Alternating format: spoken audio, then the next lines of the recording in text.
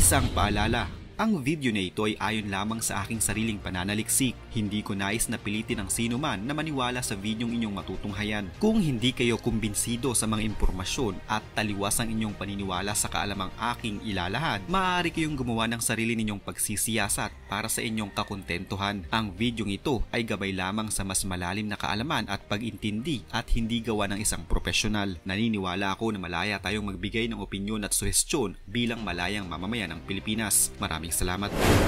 Sa mundo ng showbiz ay hindi may iwasan ng mga intrigang ibinabato sa mga artista na para sa kanila ay normal na lamang. Mula pa man noon, kaliwat kanan na ang mga naglalabasang chismis tungkol sa kanila na kung minsan hindi na lamang nila pinapansin.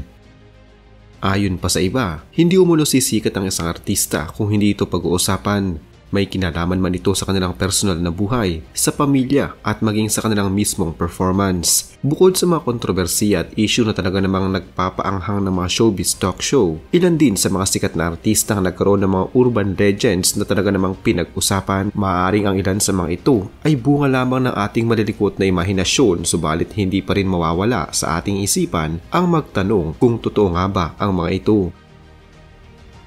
Gaya na lamang na naging usap-usapan noon tungkol sa real-life couple noon na sina John Lloyd Cruz at Shaina Magdayaw. Ayon kasi sa mga lumabas na balita noon, sa sobra umunong pagkasabik ng dalawang ito sa isa't isa, tila hindi na ilabas ni John Lloyd Cruz ang kanyang talong sa kalabasa ni Shaina Magdayaw.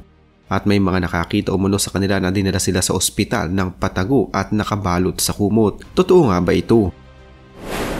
Ayon sa kumalat na balita noon, habang umunoy nagtatalik ang dalawa ay bigla na lamang nakaramdam ng pamumulikat ang ni Shaina Magdayaw at nalak na nakapasok ang ni John Lloyd Cruz sa loob. Unang dinala noon umanong magkasintahan sa isang ospital sa Pasay para mapaghiwalay, dumating umano ang dalawa nang nakabalot pa sa kumot, pero dahil sa walang sapat na gamit ang unang ospital na kanilang napuntahan, ay kinailangan pa silang ilipat at dalhin sa ibang lugar. At doon ay dinala na nga sila sa St. Luke's Medical Center upang doon paghiwalayin. Ayon pa sa mga saksi, nakita din umano si Johnny Manahan ng Star Magic na labas-masok sa nasabing ospital at tila may pasyenteng hinihintay na makalabas. Ayon mismo sa Vice President for Customer Affairs ng St. Luke's Medical Center, nakita nga talaga ang magkasintahan sa nasabing ospital. Subalit hindi para paghiwalayin ang kanilang mga ari kundi binisita umano ni John Lloyd Cruz ang pamangkin nito sa nursery ng ospital at kasama niyang dumalaw ang kanyang kasintahan noon na si Shaina Magdayaw. Mariin din itong pinabulaanan ng Star Magic. Ayon sa management ng St. Luke's, hindi umano nila naging pasyente ang mga naturang artista noong araw na iyon. Dagdag pa ng pamunuan ng Star Magic, ang magkasintahan ay parehong abala noon sa kanika na ng mga proyekto na mangyari ang insidente. Ayon sa mga doktor, napakabihira umanong mangyari ng ganitong klase ng insidente. Maraming taon nang nakakalipas kung inyo pang matatandaan. Nangyari na ang ganitong insidente noon sa dalawang nagtatalik sa isang motel sa Cebu. Dinala sa ospital ang dalawa nang nakabalot sa kumot at doon ay pinaghiwalay sila. Napag-alaman din na hindi pala mag-asawa ang dalawa at parehong kasal sa ibang mga partners. Matapos silang paghiwalayin sa ospital, sa kulungan ang naging bagsak ng dalawa. Ayon sa mga doktor, ang tawag umano dito ay vaginismus na kung saan ang ari ng babae ay nakakaranas ng pamumulikat na siyang nagiging dahilan kaya nalalak hindi matanggal ng lalaki ang kanyang ari sa loob. Sa kabilang banda naman ay tinatawag din itong penis captivus na kung saan ang ari ng lalaki ay hindi lumalambot kahit pa tapos na itong makipagtali kaya ang ending ay nananatili itong matigas at nakaipit sa loob. Kadalasan din umano itong nangyayari sa tuwing ang magkapareha ay nagtatalik ng stress at pagod. Para kay Shaina at John Lloyd Cruz, noon may mga tao manong gumagawa ng naturang chismis upang masira sila sa publiko at may mga sospek sila na hindi nila pinangalanan kung sino ang mga tao na ito. Samantala, narito pa ang ilang mga artistang nagkaroon ng mga nakakabaliw na urban legend. Si Ariel Ureta. Sa mga nakaabot sa martial law sa ilalim ng administrasyon ni dating Pangulong Ferdinand Marcos Sr., marahil ay natatandaan niyo pa ang binitawang biro ni Ariel Ureta sa kasagsagan ng batas militar. Iniba kasi niya ang ilang salita sa bagong slogan ng gobyerno na sa ikauunlad ng bayan, disiplina ang kailangan. Ginawa niya itong sa ikauunlad ng bayan, bisikleta ang kailangan. Dahil hindi umano ito ay kinatuwa ni Pangulong Ferdinand Marcos noon, pinatawag niya si Ariel Ureta tsaka pinagbisikleta umano sa palibot ng Camp Crame hanggang sa ito ay mapagod. Pero ang katotohanan, ayon mismo kay Ureta, isa lamang itong biro na narinig niya sa kung kanino at ikinuwento sa kanyang mga kasamahan noon sa Channel 7 canteen. Sa madaling salita, ito ay isang biro lamang na pinalala ng mga taong noon na takot sa martial law. Ayon pa kay Ureta, hindi sila maaaring magkaroon ng alitan ni Pangulong Ferdinand Marcos noon dahil 3 buwan matapos pumutok ang issue, ay nakatrabaho pa niya ang anak ni Marcos na si Amy para sa Metro Magazine. Si Nora Aunor. Noong 1970, ang pelikulang Lollipops and Roses ay naging makasaysayan dahil sa dalawang kadahilanan. Ito ay kinuhanan sa Hollywood sa California at nagpasikat sa hindi malilimot ang love affair ni Nora Aunor na bida sa naturang pelikula. Kakatapos pa lamang ng kanyang breakup noon kay Peep. Ang nooy 17 years old lamang na si Nora Aunor ay di umunoy nakarelasyon ng kanyang co-star noon sa pelikula na si Don Johnson.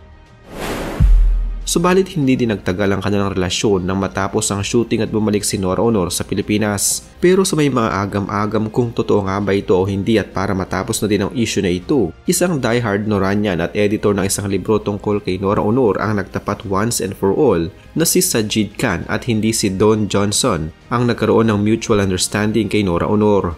Si Khan ay isang Hollywood teen idol noong 60s na nakilala ni Nora Aunor noong sila'y magkasama sa pelikula na The Singing Filipina.